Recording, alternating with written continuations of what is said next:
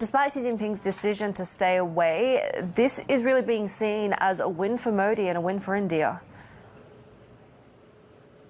Well, you're right, a win for Modi, a win for India, and Xi Jinping's absence gave Modi the opportunity to step up, play the role of the leader of the global south. Remember that it is a role that China itself aspires to.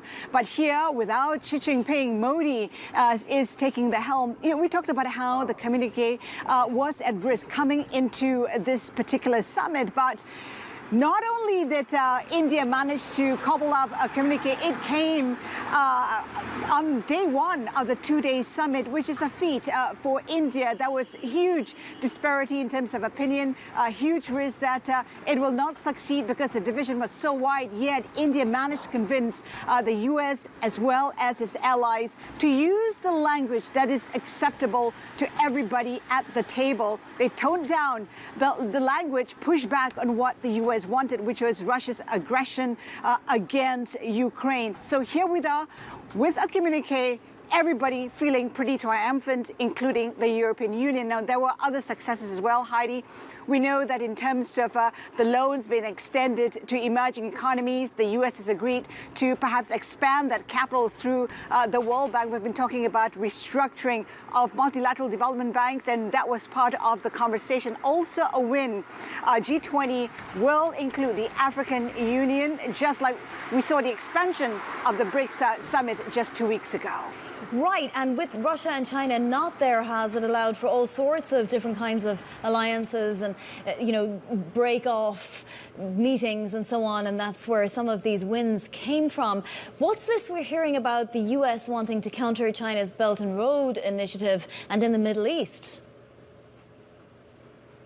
Well, Vani, you're right. I mean, it wasn't just an opportunity for India. It was also an opportunity for the U.S. to engage better with everybody at the table, including members of the global south. A deal was struck between the U.S., India, the Middle East, Israel, as well as other Middle Eastern countries. And it is significant because we saw how the Middle East and the U.S. came together.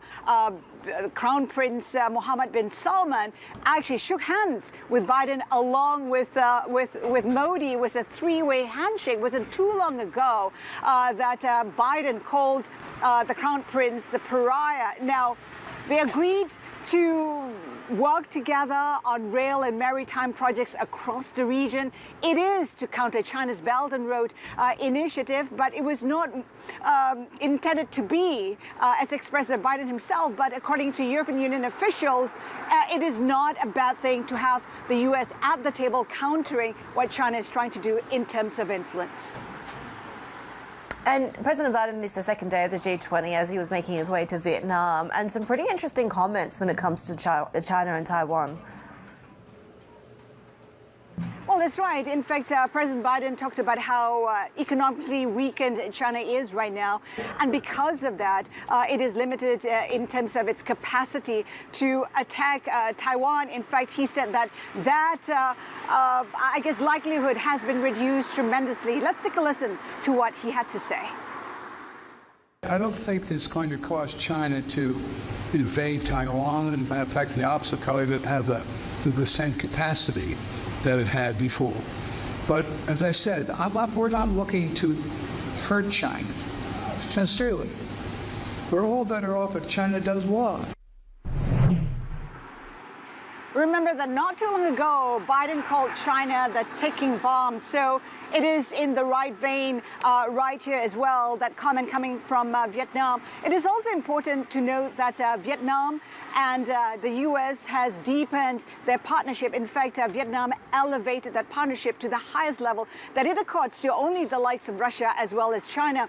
It is a pushback to China. It is addressing its anxieties with Beijing and is willing to raise that partnership with the U.S. Remember that Vietnam is a communist nation, never to be an ally of the U.S., and yet here it is establishing very close relationships with the U.S. Well, and interestingly, and perhaps on a more superficial level, I was noticing the comments that the Vietnam leader gave to President Biden, extraordinarily flattering comments. Give us some more of those maybe standout moments, Haslinda, some colour.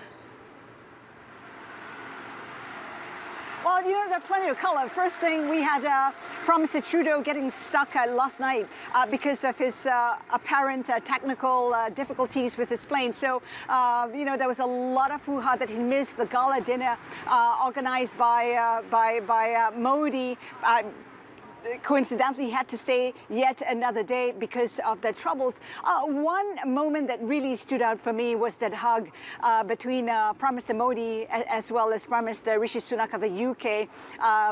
We had Sunak quipping that he is the son-in-law of India, given that he is married to an Indian and he is of Indian heritage as well. That hug was pretty apparent, some kind of, I guess, a warm moment between the two leaders. The other moment that stood out really was when Modi led the other G20 leaders barefoot to pay respects to Mahatma Gandhi. It was quite a sight to see here at the G20.